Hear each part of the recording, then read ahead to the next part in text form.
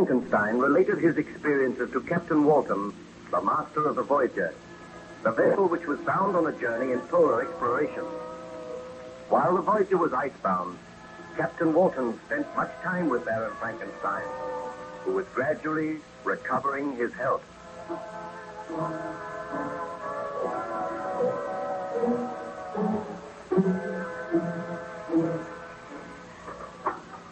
Oh, Baron Frankenstein, I thought perhaps you might care to look at my journal. I have noted your story down very carefully. If you will leave it, I will look through it, Captain. You do not mind if I make some annotation? Oh, not at all. I will be very grateful. I am glad that you have noted my story in your journal, because something tells me that I will never return to civilization. You must not say that. You are recovering splendidly. I know, but I dare not return until I am certain that the monster is dead. We know that he is somewhere out there in the white waste, waiting to wreak his foul vengeance on some defenseless human being. You will pardon my contradicting you, Baron, but we do not know that. I think the monster must have perished in the blizzard. What part of my story did I reach yesterday? You were telling of your conversation with the monster. You met him after he had murdered the peasant, and he threatened to kill your wife unless you created a mate for him. Yes. I sat there in the little peasant cottage, and I was horrified at the monster's words. He gazed at me for some time, and then, "Foul monster, you seek to arouse my sympathy. Do you not know that you have turned my wife against me? Had I but heeded her advice, you would never have lived. I came to destroy you the day after your creation, but I was too late.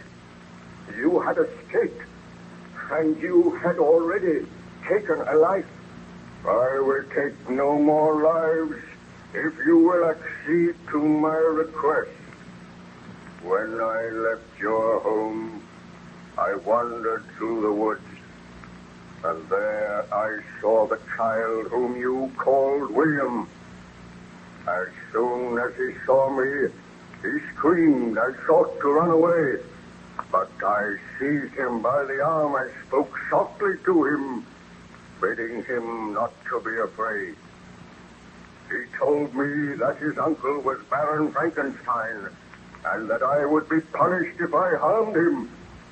At the mention of your name, I trembled with rage, and in a fit of black rage and despair, I killed the child. Just as I shall kill all of your family unless you create for me a mate. I cannot bring myself to do such a thing. You are hideous and horrible. Were I to create another like you, I might unleash another horror on the world. My companion must be as deformed and horrible as myself. One from whom everyone will shrink, and who will turn to me for comfort. But I cannot do it. You must do it, or I will work against you so that you shall curse the very day that you were born, so that you will curse those whose hands created me. I do curse them now. I seek to reason with you. You are my creator. Let me feel gratitude towards you. Let me see that I excite the sympathy of some existing being. Do not, I beg of you, deny me my reward. I have tried to paint for you a picture of misery, the horror, and the suffering which I have undergone. All I ask is a mate as hideous and repulsive as myself. Do I see compassion in your eyes? And if I consent, what then? If you consent, neither you nor every other human being shall ever see us again. I will take my mate and go to the vast and frozen wastes of the north. Your body is deformed, and your mind is deformed. I have learned that I cannot control the mind of any creature which I create. If I create a mate for you, she will also have the desire to kill, to inflict misery on others. Oh, I dare not do it. If you refuse, I swear that all you know and love shall die as others have died. I will haunt this earth, the enemy of mankind, who are my enemies. So be it. I must consent to your demand on your solemn oath that you will take your mate into exile so that none will ever see you again. Do you swear to that? I swear by the sun and by the blue sky of heaven and by the fire of the love that burns in my heart that if you grant my prayer, you will never behold me again. Depart to your home and commence your labors. I shall watch your progress with anxiety. And mark this well, when you are ready, when your labors are complete, I shall appear. And if you fail me, you know the penalty. Farewell, Frankenstein. I trust that soon we shall meet again, and that the meeting shall bring happiness. But, Baron Frankenstein, surely you did not accede to the monster's request? Well, after he had left the little cottage, I sat and I thought for a long time. I realized that he was a vile and horrible creature, and that he had demanded that I should create just such another creature. And my heart was heavy.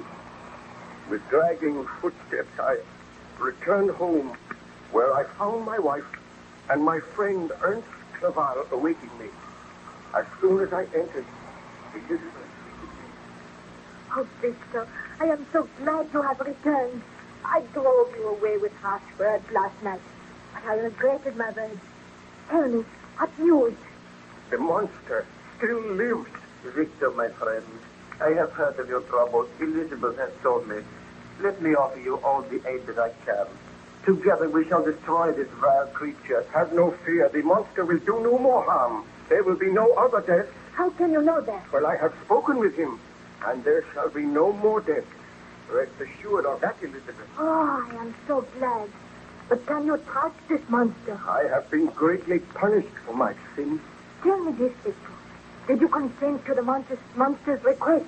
Surely you did not promise to create a mate for him? Elizabeth, there is so much at stake. So much harm has been done. Victor, you cannot do it. Already there is one vile, bloodthirsty monster roaming the earth. Dare you create another? Oh, give me time to think, please. Oh, Elizabeth, he is upset. Leave him alone with me now, and I will talk with him. Oh, I'm thoughtless. Poor Victor has been out all night. He needs refreshment. I will see that a meal is prepared for you, Victor. Oh, I thank you, Elizabeth. Remain here with Ernst, and we shall talk of the matter later. Victor, my poor friend, my heart is heavy for you. What can I do to help you? Oh, help me, Ernst. I must grant the monster's demand. I tried to kill him. My shot wounded him, but he did not die. And before I could fire again, he took the gun from me. Did you promise to create a mate for him? I did, but my work shall not be done here. I will travel to some lonely island, and there I will have to study again for many months. And there I will create a mate for the monster, which I created. You must not do it, Victor. I must do it. Oh, having created one such hideous monstrosity is a sin for which you have paid heavily. Do not create another. If I do not, your life is in danger. Elizabeth's life is in danger. I must do as the monster says. So be it. I shall accompany you, and I will help you with your work. Oh, you are kind, my friend. A friend of mine has a cottage on a little island in the Orkneys. I know that he will lend us this cottage, and you will be able to conduct your work there.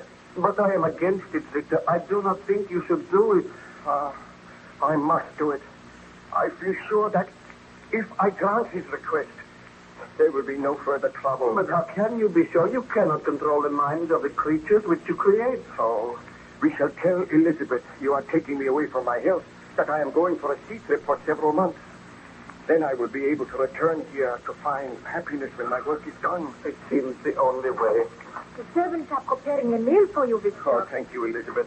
I have just been talking matters over with Ernst, and he thinks that I should go away with him for a sea trip. My health has been undermined by all this dreadful worry. And you are going away without me. No, but you will be safe here. I know that the monster will not harm you. I feel that I must go away without you this time, Elizabeth. Where are you going? We have not decided yet. But will you not trust him to my care, Elizabeth? I will, Ernst. But I want to ask you one question, Victor. Do you intend to grant the monster's demand? My dear, I am going away from here so that I will not grant the monster's demand. My laboratory and all my instruments are here. I am leaving them. I am striving to forget about the monster. You need have no fear. I know that the monster will do no further harm. What did you say to him? Well, I do not like to think of it. But I spoke with him, and he swears that he will not commit another murder. Is he not to be punished for the murders he has already committed? Oh, there is nothing we can do at present, my dear. If the burgomaster's men find the monster, they will kill him. Believe me, Elizabeth, Victor is asking for the best. Be content to leave him in my charge. I must be content. You have nothing to fear, Elizabeth. Now wait here until I return. I will recover my health. I will forget the miseries of the past. When I come back here, I swear that you and I shall never be parted again, and nothing shall ever happen to Ma. Did you eventually go to that island in the Orkneys, Baron Frankenstein? I went to the island in the Orkneys. I will tell you of my experiences if you come to me again a little later, Captain Walton. I wish to look through your journal now, and I may make several corrections. Very well, Baron Frankenstein. I will leave you alone now, but I will return later.